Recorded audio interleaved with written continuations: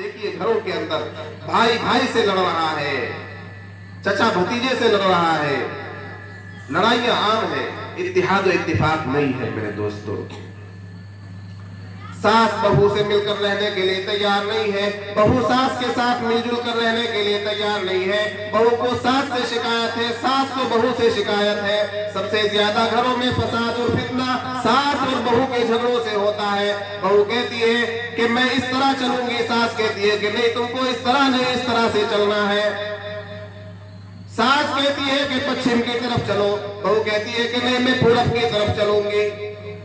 सास कहती है कि तुम बैठ कर रहो, बहू कहती है कि नहीं मैं खड़े होकर रहूंगी। सास कहती है खाना पकाओ, कहती है नहीं मैं खाना नहीं बनाऊंगी। ये छोटी छोटी बातों के झगड़े, जरा जरा सी बात पर सास बहू में इख्तिलाफ, और फिर बहू अपने शौहर को और सास अपने शौहर को, फिर बाप बेटे में इख्तिलाफ, फिर बाप बेटे में झगड़ा। तो ये घरों के इख्तिलाफ कैसे खत्म होंगे, घरों की लड़ाइयां कैसे खत्म होंगी? जब हम दीन पर आएंगे, जब हम कुरान को सीखेंगे, जब हम उलमाए किराम की बातों को सुनेंगे, जब हम एक दूसरे के लिए इज्जत देने वाले बनेंगे। मेरे दोस्तों, मेरी माँ और बहनों, आपसे मैं कहना चाहता हूं खास तौर पर कि ये इज्जत जो हम दुनिया में चाहते हैं, हम चाहते हैं कि सास को दो बात बोलकर हम बड़े हो जाएंगे, ऐसा नहीं हो सकता है। सास अगर चाहे कि मैं बहू की बेइज्जती कर कर, अगर कोई भी सास बहू की बुराइयां दूसरों के सामने करेगी तो जाहिर सी बात है कि झगड़ा होना है। आपकी बहू की अगर कोई शिकायत है तो मैं आपसे कहना चाहता हूं, बहू की अगर कोई शिकायत है तो उसको अकेले में बहू से कहिए कि बहू तुम्हारे अंदर ये कमी है, तुम इस कमी को दूर करो। सास लोग क्या करती है, बाहर से कोई आया घूमने के लिए, कोई औरत आ गई, कोई पड़ोसन आ गई, अब उसके सामने बहू की दास्तान खोलकर बैठ जाती है। देखो इसके अंदर ये कमी है, ये घर से ये सीख कर नहीं आई है, कल इसने ये काम खराब करके रख दिया, परसों इसकी ये गलती थी। अरे भाई दूसरे से कहोगी तो वो कैसे सुधरेगी, वो तो और बिगड़ जाएगी। वो कहेगी अच्छा मेरी बुराइयां दूसरों से कहती हो, फिर वो भी तुम्हारी बातें दूसरों से कहेगी। तो इसलिए बहू की जो गलतियां हैं वो बहू से कहिए आप कि बहू तुम्हारे अंदर ये गलती है, ये कमी है। अगर आप इस तरह से अपनी बहू को समझाएगी, डायरेक्ट अपनी बहू के समझाओगी और उसकी चुगली, उसकी गिबत दूसरों से नहीं करोगी तो इंशाअल्लाह बहू आपकी बात मानेगी। जो इस्लाम का नजरिया है, चुगली गिबत ये सब क्या है, इस्लाम में ये सब हराम है। ये हमारे मुआशरे, हमारे कल्चर की चीज नहीं है ये, लेकिन इसको हमने अपना रखा है। मेरे दोस्तों, आपस में भाई भाई बनकर, बहन बहन बनकर, सास को चाहिए कि बहू के साथ बेटी वाला मामला करे, बहू को चाहिए कि सास को माँ का दर्जा दे, उसकी इज्जत करे। वो दो बात अगर कह दे तो सुनकर बर्दाश्त करे, बर्दाश्त करने का मामला होना चाहिए। अगर आज तुम बहू बनकर सास की बातें बर्दाश्त करोगी तो कल होकर वो तुम्हें लाड करेगी, वो तुम्हें प्यार करेगी, वो तुमसे मोहब्बत करेगी, वो तुम्हारे खिलाफ साजिश नहीं करेगी। इसलिए बर्दाश्त करने के बाद, बड़े भाई ने छोटे भाई को कुछ कह दिया तो बर्दाश्त कर लीजिए, बर्दाश्त कर लीजिए। बर्दाश्त करने में कुछ नहीं जाता, इज्जत नहीं चली जाएगी, बर्दाश्त कर लीजिए।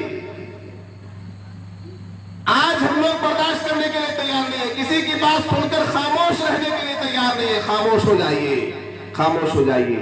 एक खामोशी हजारों झगड़ों को खत्म कर देती है। मन समत नजा, जो खामोश रहा उसने नजात पाई, जो खामोश रहा वो आफियत में रहा, जो खामोश रहा उसको बहुत सारी आफतों से उसे नजात मिल गई। और जो खामोश नहीं रहा, किसी ने कुछ कहा और फिर उसके जवाब में उसको कुछ कह रहा है, एक ने गाली दी तो ये दो गाली देगा, किसी ने एक बात कही ये दो बात कहेगा, मैं बड़ा मैं बड़ा मैं बड़ा, तो फिर सब कुछ पड़ा का पड़ा रह जाता है। तो इसलिए अपने आप को बड़ा समझने के लिए ये जरूरी नहीं कि आप हर किसी की बात का जवाब दे। कोई अगर आपको टोके तो आप भी उसको टोके, नहीं, खामोश रह जाइए, क्या हरज है। इसलिए आप देखेंगे कि समाज में जो आदमी कम बोलने वाला है, कम जवाब देने वाला है, उसके झगड़े लड़ाई भी कम होते हैं, उसके झगड़े लड़ाई भी बहुत कम होते हैं। एक बहू जो है एक अपनी सास की शिकायत लेकर किसी डॉक्टर के पास गई कि मेरी सास हर दिन हमसे झगड़ा करती है, हर दिन हमसे झगड़ा करती है। डॉक्टर समझ गया कि मर्ज तो कुछ और है, ये दवाई लेने किसी और मर्ज की आई है। तो डॉक्टर ने कहा कि ये लो, ये पुड़िया, जब भी तुम्हारी सास तुमसे झगड़ा करना शुरू करेगी, इसको अपने होठों के नीचे रख लेना, यहाँ पे रख लेना इसको। एक पुड़िया दे दिया उसको, कहा ठीक है रख लूंगी। जब वो घर गई, सास ने कुछ कहना शुरू किया, बहू ने वो पुड़िया जो है अपने होठों के अंदर रख लिया। अब जब कोई चीज मुंह में घुसा के रखेंगे आप, तो बोला जाएगा आपसे? नहीं बोला जाएगा ना, फिर तो आपको खामोश रहना होगा। और पुड़िया जैसे मुंह में दबाया, बोलती बंद हो गई, बोलना बंद हो गया। अब सास बक रही है, ये ऐसी है, ये वैसी है, ये मायके से कुछ नहीं सीख के आई है, ये कहां से आ गई है, इसने हमारे घर को तबाह बर्बाद कर दिया। बहू सुन रही है, पुड़िया मुंह में है, तो उसको सुनना पड़ रहा है। एक दिन सास ने झगड़ा किया, 2 दिन झगड़ा किया। जब देखा कि बहू तो कोई जवाब ही नहीं देती है, तो वो भी खामोश हो गई। उसने झगड़ा करना बंद कर दिया, कुछ कहना ही बंद कर दिया, बहू को कुछ नहीं कहा।